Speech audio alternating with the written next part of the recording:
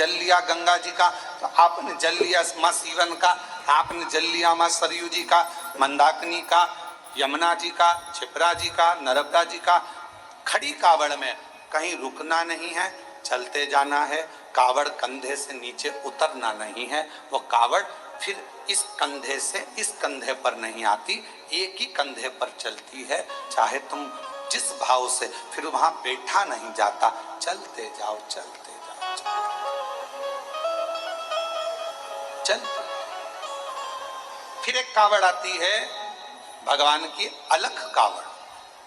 अलख कावड़ किसको कहते हैं? जिसमें भगवान के मंत्र का उच्चारण, जहां से जल भरा जाता है वहीं से मंत्र का उच्चारण चालू हो जाता है। बोल बम बोल बम बोल बम बोल बम। अब कोई तुमसे बात नहीं करेगा तो उसमें बोल बम निकलना चाहिए, उसमें हर हर महादेव निकलना चाहिए, श्री शिवाय नमस्तुभ्यम निकलना चाहिए, ओम नमः शिवाय। जो मंत्र तुमने उठाया वो मंत्र तुम्हारे मुख से निरंतर चलना चाहिए। तो कई माताएं उसको बोलती हैं, आगे बोलो बोल बम, पीछे वाले बोल बम, खाने वाले, पीने वाले, चलने वाले, आने वाले, सोने वाले, आते बोले, जाते बोले। तो ये इसमें मंत्र का उच्चारण जहां से कावड़ उठती है, अलख कावड़ में केवल अलख जगाई जाती है। जल लिया, चलते गए, भोजन करने भी बैठे हो, कोई से बात भी करोगे तो बोल बम उसमें निकलते रहना चाहिए, निरंतर जप चलना चाहिए, निरंतर। अब रेवा सुतार की कथा कहती है। एक रेवा सुतार लोगों के घरों में काम करता, कभी कुर्सी बनाता, कभी कुछ बनाता, कभी कुछ बनाता, कभी चौकी, कभी चौरंग, कभी पलंग, कभी खटिया, कभी कुछ बनाता रहता। परिस्थिति का ठीक नहीं था, उसके पास में इतना धन नहीं था, इतना वैभव नहीं था उसके पास, इतना।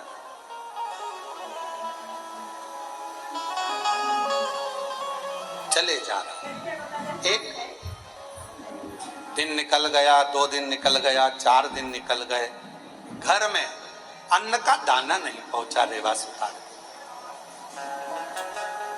रेवा सुतार के यहाँ जब अन्न का दाना नहीं पहुंचा, बहुत दुखी था। जैसे ही रेवा सुतार घर में पहुंचा, पहुंचते से ही धर्म पत्नी बाहर निकल कर आई। पूछा, स्वामी आपके पास में कोई भोजन की व्यवस्था हुई क्या? पति रेवा सुतार ने कहा कि मैंने बहुत प्रयास करा पर मुझे काम नहीं मिला।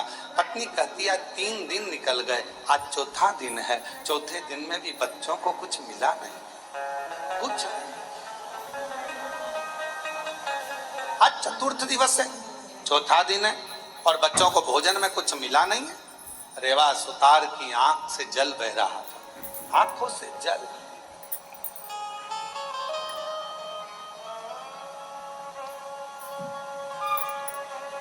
शिक्षा, भोजन, वस्त्र, चिकित्सा देना पिता का कार्य है। क्या क्या चीज? जम के बोलो जरा। शिक्षा, चिकित्सा, भोजन, वस्त्र, बच्चों को देना ये पिता का कार्य है। फिर माँ का काम क्या है? तो कहा माता का कार्य है अपने बच्चे को अच्छा संस्कार देना और परमात्मा की शरणागति करना। माँ का कार्य है बच्चों को संस्कार प्रदान करना।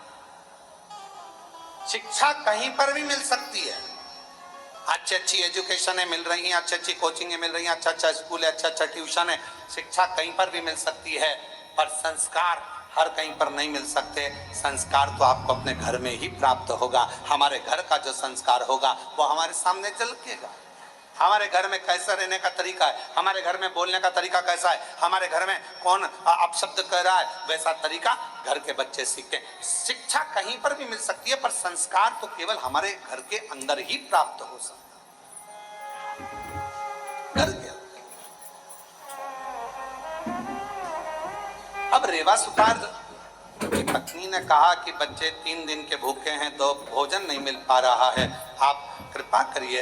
इतने में तुरंत धर्मपत्नी ने जैसे ही सुना, पत्नी ने कहा, पति की आंख से आंसू बहने लगे, मेरे बच्चे भूखे हैं, मैं वापिस जाता हूँ। रेवा सुतार फिर निकल गया और जैसे ही रेवा सुतार आज जा रहा था, जाते जाते रेवा सुतार पहुँचते पहुँचते कहीं से आवाज लग जाए, कहीं से कोई बोल दे, हमारे घर का ये काम है सुतार तुम कर दोगे, थोड़ा सा हम तुम्हें भाग दे देंगे। कोई की आवाज नहीं आई, कोई की आवाज, कोई नहीं।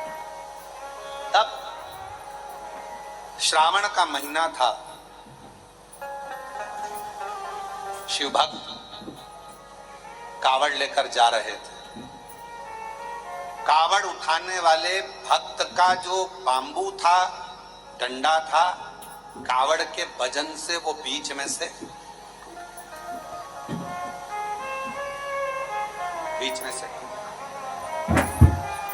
कौन ढूंढे, पिराने में कौन मिलेगा।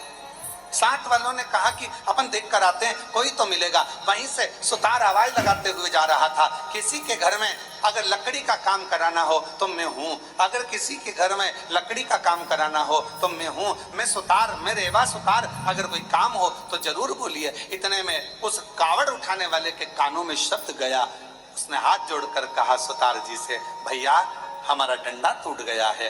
सुतार जी बोले, मैं लेकर आता हूँ लकड़ी तो मैं दूसरा डंडा बना देता हूँ। अब रेवा सुतार दौड़ कर गया, लकड़ी काट कर लाया, डंडा निर्माण करा और उस डंडे पर कलश बांधकर उस कावड़िया के हाथ में दे दिया। कावड़िया ने डंडा तो ले लिया, रेवा सुतार ने कहा, भैया मैंने तुम्हारा डंडा तैयार करा, तुमने कुछ मुझे दिया नहीं। इतने में कावड़िया ने कहा, भैया हमारे पास देने के लिए कुछ भी नहीं है, कुछ नहीं। ए भैया हमारे पास कुछ भी नहीं। भैया